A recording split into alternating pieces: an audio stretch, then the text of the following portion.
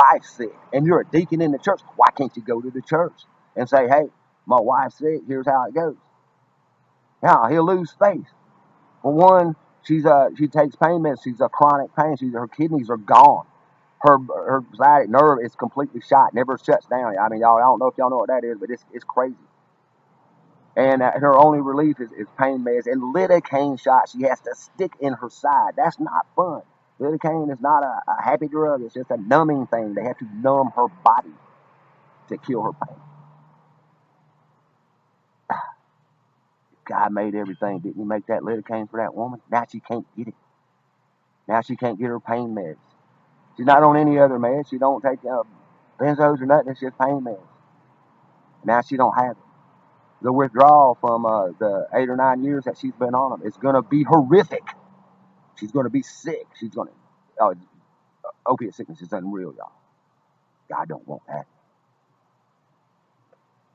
The government's taking money and become the new middleman for insurance.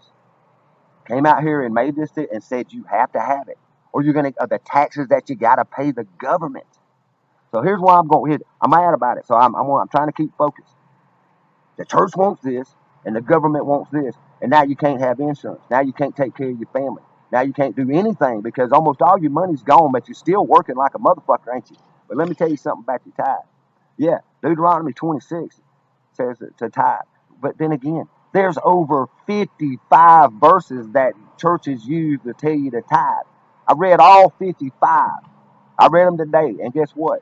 None of them say 10%. None of them say money. It's first fruits, your labor. He's a deacon in the church. They can cut him a break for a little while till they can find a cheaper insurance, which ain't gonna happen. You know, see, we can't do nothing about the government, can we? Because y'all scared of them in the goddamn police state. You won't do nothing about the damn government. So let's talk about the church. The church is supposed to help people. This woman's sick, in pain, and needs this stuff. It's all medically, it's all good. This is one case where somebody really needs this. This is their life. It's not a good life. It's like living in a wheelchair with no legs or something. You got to do it. And now she can't afford insurance because her husband has to pay tithes first. Now, first fruits means it is about 10%. You offered that first. But it wasn't money. And it wasn't health. I don't see anywhere in the Bible where it says that tithe your health. But there's over 55 verses in the Bible that say to tithe, or it don't say 10%. I ain't seen 10% in there. Okay, this was all in the New Testament, the 55. All right. I'm just gonna throw a little factoid out there. There's no Dead Sea Scrolls for the New Testament. It was written 400 years after Christ. I don't know who wrote it, but most of it's saying obey the government, pay taxes to Caesar, and give 10% or whatever. Give all this 55 verses. I ain't seen 55 verses in there about love. I ain't seen 55 verses in there about taking care of somebody, but there's 55 verses about dadgum tithe. All right, I got a message for the church. With the way the government's doing, and since they don't charge you taxes, how about you give some of these people a break? Let them bring in some food. Start a food bank. Let them do some work at the church. If you got a church that's got maintenance and you're paying a cleaning crew, I hate to take somebody's job, but hey man, there's too many people out there that want to use their tithe, or ask the cleaning crew that, hey, can you tithe the church with a little bit of money we're paying? Whatever. Y'all find ways of pinching pennies. Cut your lights off at night. Save on your power.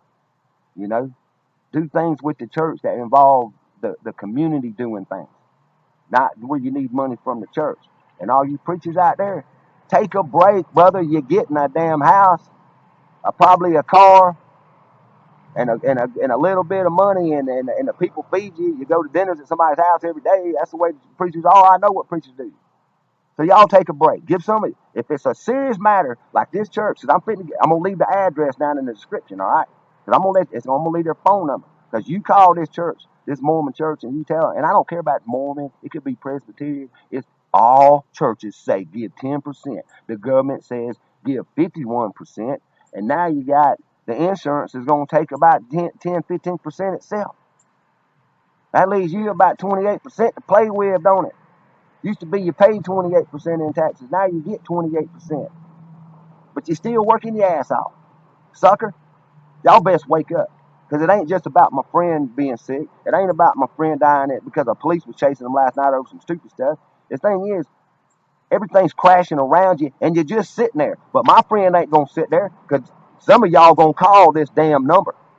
Some of you best call this number and tell these people, hey, you got a deacon there that can't take care of his wife because he's so wrapped up in your religion.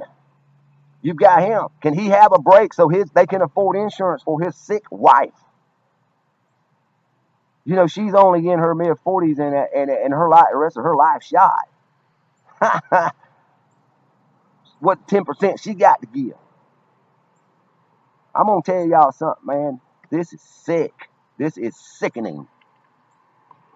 That the church will take 10% and the government will take so much more money that leaves you with nothing, that you can't even afford the insurance they're telling you got to have. She can't get Medicaid because her old man makes a good amount of money, but he's giving $800 a month to the church.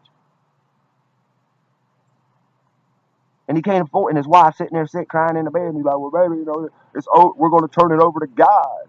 Let's turn it over to God. Well, I'm turning it over to you people. What the hell's going on around here? You can't turn everything over to God. God created you to do shit. Now get out there and do something about it. Because this is sick to me. Federal government, you've been ripping us off anyway. You're going to get yours one way. But the churches, you got these people so fooled. Do what you're preaching. Practice what you're preaching. Take care of your congregation. Quit this brainwashing that tithe is over insurance or taking all these people's money. If that's the last one, you know, I heard y'all's excuses. I've been in the church. I've heard preachers sit up there and say, well, if you can't live off 90% of your money, you damn sure can't live off 100%. Look at the way you're getting robbed, America. You're being fleeced like a flock of sheep, and you're just sticking your butt out there and letting them stick it in. Wake the fuck up. Because soon it's going to be one of your friends, or it's going to be you. It's going to be you. Tithe some labor. Tithe some food. Tithe some time with a young man ain't got a father. Teach a little girl how to dance. Hug somebody about 10 times a day. How about that? There's some tithe. Spread some love. But I'm spreading some damn ugly truth right now. This is ridiculous. Churches, back off. You ain't got to pay taxes, and you ain't got to be all pretty either. You bitch about how pretty these Muslim mosques and shit look. So just make your old plain churches, ain't you? Cut the lights off every once in a while. Why are them lights on in them church every night? Every time I drive by church, there's light or their advertisement sign. Looks like some disco sign for an all-night party. Turn some lights off.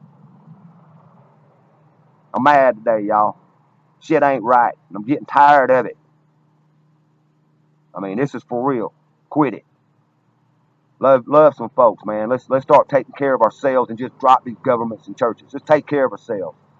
I'm going to keep ranting. I'm getting off of here. Look in the description. Call that number. Don't live in fear, and don't be a sucker. Look at why you do what you do. Look at why you do what you do. That's all I ask you. Peace.